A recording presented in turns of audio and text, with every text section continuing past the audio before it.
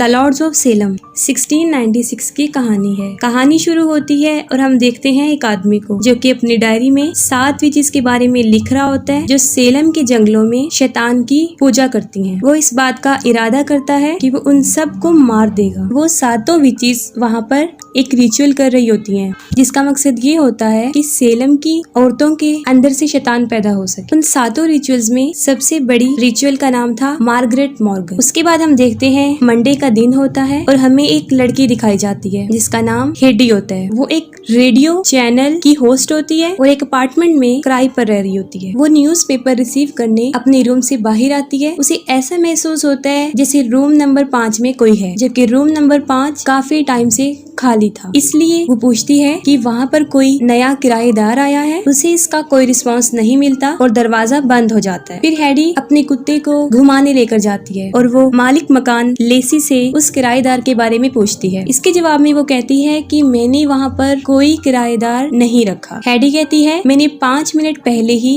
किसी को वहाँ पर देखा है। लेसी कहती है मैं तुम्हारी कंफ्यूजन दूर करने के लिए एक बार रूम को चेक कर लूंगी।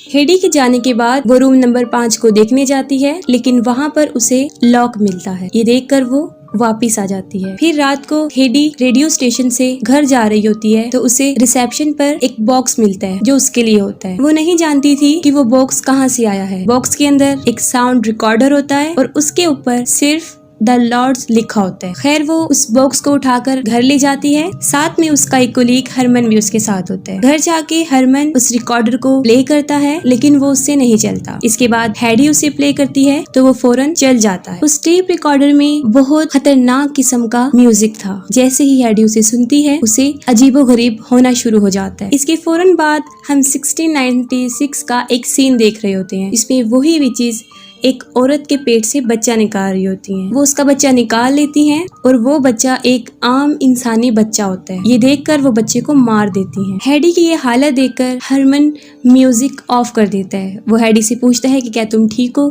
हेडी उसे कहती है कि मैं अचानक कुछ थकी हुई महसूस कर रही हूँ और मैं सोना चाहती हूँ। उसके बाद हेडी सोने चली जाती है। हरमन भी चला जाता है। हेडी अपने रूम में जा रही होती है और ऐसा लगता है कि कोई और भी उसके साथ वहाँ पर मौजूद है, लेकिन हेडी का उस तरफ जहन नहीं जाता। अगले दिन ट्यूसडे होता है और उस दिन हेडी के रेडियो स्टेशन पर एक राइटर आते हैं जिनका नाम फ्रांसिस मैथाइज होता है। उन्होंने एक बुक सैटन लेस्टन लिखी थी जिसका टॉपिक सेलम विचेस ही था। वहाँ वो उसी रिकॉर्डर को प्ले करते हैं और हरमन उसे द लॉर्ड्स ऑफ सेलम का नाम दे देता है। वो रिकॉर्डर अपने चैनल पर प्ले करते ही हेडी की हालत दोबारा बिगड़ने लगती है। हेडी उसे म्यूट कर देती है लेकिन वो फिर भी सुनाई दिया जा सकता था और उसको सुना जा सकता था। इसके बाद उनका सेशन कंप्लीट हो जाता है। फ्रांसिस उससे पूछता है कि तुम्हारे पास ये रिकॉर्डर कहाँ से आया है। वो कहती है कि मैं नहीं जानती कि ये मेरे पास कहाँ से आया है। फ्रांसिस घर जाकर अपनी वाइफ से अपने इंटरव्यू के बारे में पूछता है। वो कहती है मैंने सारा इंटरव्यू रिकॉर्ड कर लिया है। फ्रांसिस पूछता है क्या तुमने वो म्यूजिक भी रिकॉर्ड किया है। वो कहती है जी मैंने वो म्यूजिक भी रिकॉर्ड किया है। फ्रांसिस पहले द लॉर्ड्स ऑफ सेलम नाम सुन चुका था लेकिन उसे कुछ याद नहीं आ रहा था। हेडी अपने घर पहुंच जाती है, अपने रूम की तरफ जा रही होती है तो लेसी उसे बुला लेती है और अपनी सिस्टर से मिलवाती है, सोनी और मेगन। वो हेडी को अपने पास बिठाने के लिए बुलाती हैं, लेकिन हेडी के डॉग को भूख लगी थी इसलिए वो पहले अपने रूम में जाती है। जैसे ही हेडी अपने डॉग को खाना दे रही होती है फिर एक औरत उसके पीछे काफी देर तक खड़ी रहती है लेकिन हेडी को पता नहीं चलता। फिर वो नीचे उन लोगों के पास आ जाती है और वहाँ पर उसे पता चलता है कि मेगन हाथ पढ़ सकती है। फिर वो उसे अपना हाथ दिखाती है। मेगन उसे कहती है कि तुम्हें अपने दिमाग को कंट्रोल रखना चाहिए और आहिस्ता आहिस्ता वो उससे काफी अजीब तरीके से बात करना शुरू कर देती है। वो हेडी से बदतमीजी करती है जो हेडी को पसंद नहीं आती और वो वहाँ से उठकर चली जाती है। आधी रात को हेडी अपने डॉग की आवाज सुनती है और वो उसको देखने जाती है। वो देखती है कि उसका डॉग रूम नंबर 5 के दरवाजे पर खड़ा है। वो उसे वहाँ से लेकर चली जाती है और रूम नंबर 5 का डोर खुद ब खुद खुल जाता है। हेडी उसके अंदर चली जाती है और दरवाजा खुद ब खुद बंद हो जाता है। अंदर क्रॉस का एक निशान नजर आता है। हेडी देखकर उसे हिप्नोटाइज हो जाती है और ठीक उसी वक्त उसके पीछे कोई बड़ी भयानक चीज खड़ी होती है। फिर हम देखते हैं कि वही चीज जो हेडी के पीछे थी सामने से आ रही है और ऐसा महसूस होता है कि जैसे कोई जहन्नुम से बाहर आ रहा हो। दरवाजा खुल जाता है, हेडी बाहर आ जाती है।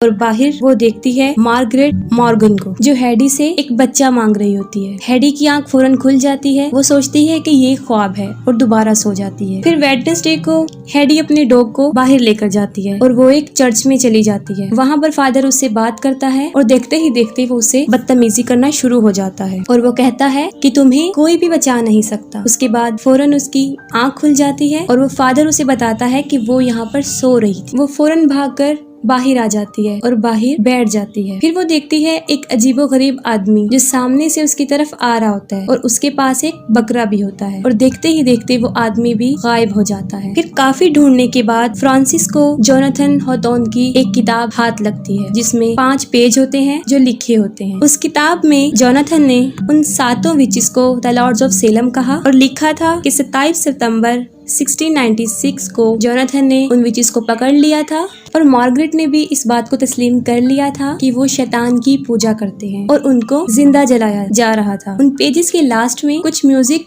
नोट्स थे। उस म्यूजिक को पियानो पर प्ले किया जाता है और वो सेम वही म्यूजिक बन जाता है जो हेडी को मिला था। फिर थर्सडे को फ्रांसिस उस बुक के राइटर के पास जाता है और उसी डायरी के बारे में पूछता है, जिसके बदले में वो कहता है कि मेरे पास वो डायरी तो नहीं है लेकिन मैंने वो सारी पढ़ रखी है। फ्रांसिस उससे पूछता है कि क्या कोई ऐसी चीज है जो उस किताब में नहीं थी और तुमने नहीं पढ़ी। फिर वो मार्गरेट की शर्त के बारे में बताता है और शर्त ये थी कि जब मार्गरेट को जलाया जा रहा था उसने कहा था कि सेलम की रहने वाली जो बेटियां हैं उनकी पैदा होने वाली बेटियों को मार दिया जाएगा और शैतान भी उन्हीं में से पैदा किया जाएगा। फिर हेडी हरमन को बताती है कि मैं जब भी वो म्यूजिक सुनती हूँ मुझे कुछ होने लगता है। फिर सडनली हेडी को खांसी होना शुरू हो जाती है और खांसने के बाद उसके मुंह से खून आ जाता है। हरमन डर जाता है और वो फौरन एम्बुलेंस को कॉल करता है। फिर हेडी देखती है कि हरमन के पीछे कुछ अजीबोगरीब लोग खड़े हैं। उनमें से ये आदमी हरमन को टच करते हैं, वो फौरन मर जाता है। फिर वो हेडी को भी पकड़ लेते हैं,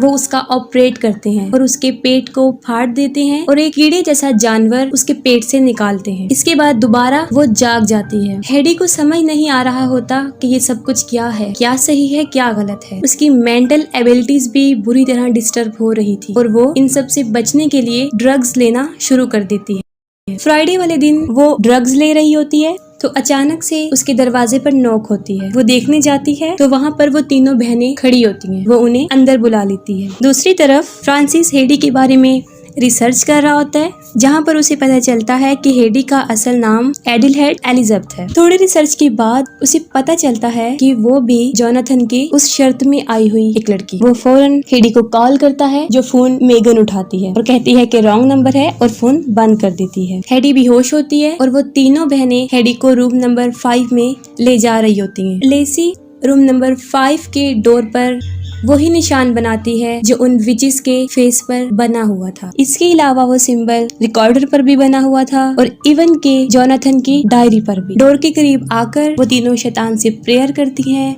और फौरन दरवाजा खुल जाता है और वो हेडी को अंदर भेज देती है और रूम के अंदर का हिस्सा दिखाया जाता है जो पहले जैसा तो बिल्कुल भी नहीं था, लेकिन अब वो एक महल था और उसके बिल्कुल सामने एक अजीबोगरीब क्रिएचर खड़ी थी। हेडी आहिस्ता आहिस्ता उसकी तरफ बढ़ रही होती है और उसका चेहरा बिल्कुल बदल चुका होता है, यहाँ तक कि उसके माथे पर वही निशान बन जाता है जो उन विचेस का होता है। हेडी उस क्रिएचर के पास आती है, उसके अंदर से 2 टेंटिकल निकलते हैं और हेडी फौरन उन्हें पकड़ लेती है। इसके बाद दरवाजा खुल जाता है और हेडी बिल्कुल नॉर्मल हालत में बाहर आ जाती है। हेडी को देखकर वो तीनों काफी खुश होती हैं और हेडी को उसके रूम में सुला देती हैं। लेकिन अजीब बात ये थी कि वो क्रिएचर भी हेडी के साथ वहाँ पर मौजूद था। इसके बाद हरमन हेडी को कॉल करता है। हेडी को कुछ याद नहीं होता जो उस रात हुआ था। वो कहता है कि आज रात हमारे स्टेशन पर कोई शो है और हमें उससे पहले मिलना है, लेकिन हेडी उसे इनकार कर देती है और फोन बंद कर देती है। लेसी हेडी के साथ ही होती है और वो उस पर मुसलसल नजर रख रही होती है। फिर फ्रांसिस हेडी से मिलने उसके घर पहुंच जाता है और दरवाजे पर लेसी होती है। वो कहती है हेडी घर पर नहीं है, लेकिन हेडी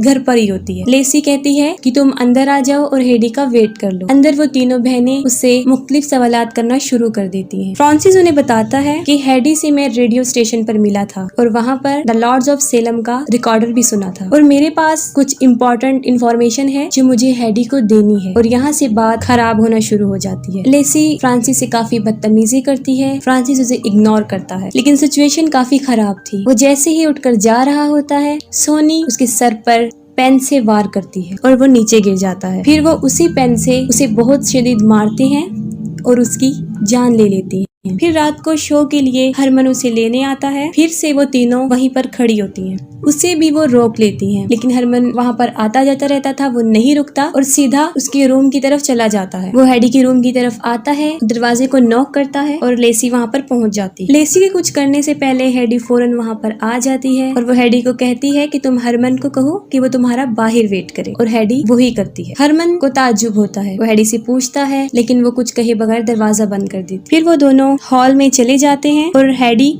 अकेली रूम में दाखिल हो जाती है और उसका डोर बंद हो जाता है। हरमन बाहर ही होता है और स्टेज पर हमें एक बार फिर वो तीनों बहनें नजर आती हैं। वो दरअसल शैतान से प्रेयर कर रही होती हैं। उनके साथ ही वो सातों विचेस उनके पीछे आ जाती हैं। फिर वहाँ पर वही म्यूजिक प्ले किया जाता है और जितने भी ऑडियंस वहाँ पर बैठे होते हैं वो सब स्टेज की तरफ आ जाते हैं और हेडी एक अजीबोगरीब दुनिया में होती है। वो सातों विचेस वहाँ पर मौजूद होती हैं, हेडी को पकड़ लेती हैं और उसे लिटाकर फिर अजीब सा रिचुअल कर रही होती हैं। इसके बाद हेडी का बच्चा होता है और वो एक शैतान होता है। ये देखकर वो सारी विचेस खुश हो जाती हैं और हेडी की मौत हो जाती है। लेकिन हमें दोबारा हेडी दिखाई जाती है, लेकिन अब वो गॉडेस की फेस में होती है, एक देवी जो कि बहुत सी औरतों की लाशों पर खड़ी होती है। उसके बाद न्यूज आती है, तकरीबन 32 औरतें मर चुकी। वहाँ पर उन सब की डेड बॉडीज मौजूद होती हैं, लेकिन वहाँ पर हेडी की नहीं मिलती, वो गायब होती है। और यहाँ पर मार्गरेट का जो ट्रायल था वो पूरा हो जाता है, यानी शैतान भी पैदा हो जाता है और सेलम की बेटियों की मौत हो जाती है। वो गॉडेस इसलिए बनी थी क्योंकि उसने एक शैतान को पैदा किया था और अब वो सारी विचेस की तरह बन चुकी है और सब लोग उसकी भी पूजा करेंगे और मूवी एंड हो जाती है।